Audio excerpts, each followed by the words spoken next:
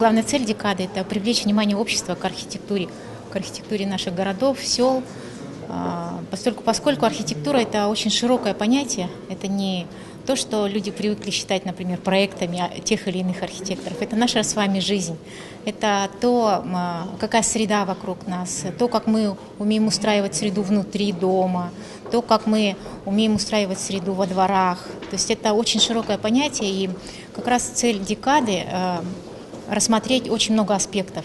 Вот начиная с олимпиады школьников и студентов, цель, например, этих олимпиад – это привить детям чувство прекрасного в области архитектуры. То есть, если, например, чем больше детей будет уже увлекаться архитектурой, это не означает, что они в будущем станут архитекторами. Это прежде всего общая задача, это так же, как виды искусства, музыка, театр.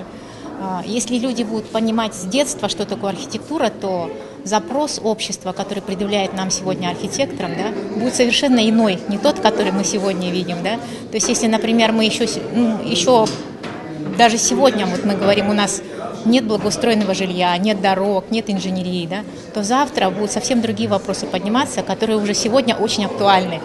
Какие должны быть дома, какие должны быть скверы, парки, какие должны быть дороги, какие должны быть дворы и какие должны быть интерьеры наших домов.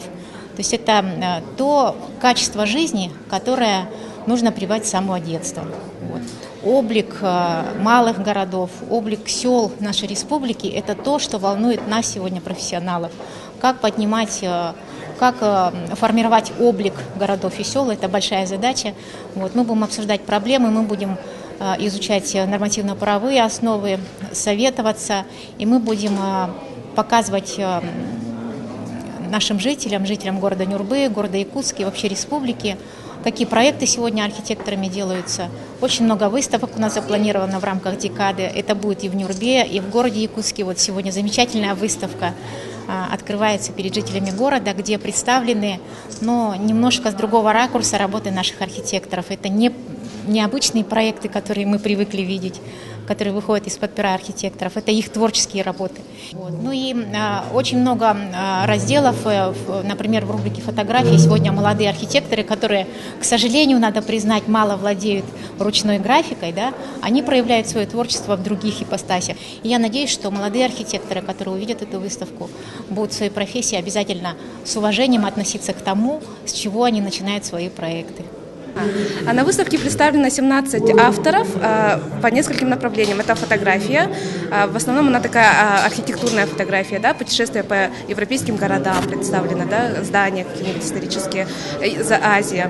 Также у нас представлены графические рисунки архитекторов и живописные работы таких архитекторов, как Слепцов Иннокентий, Игнатьева Кадана.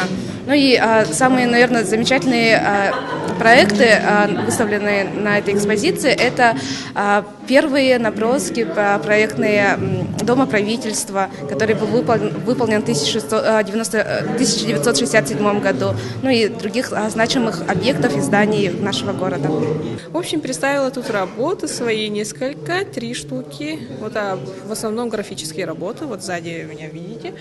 И сейчас вот проходит выставка архитекторов, но я как бы являюсь художницей и как бы работаю архитектором.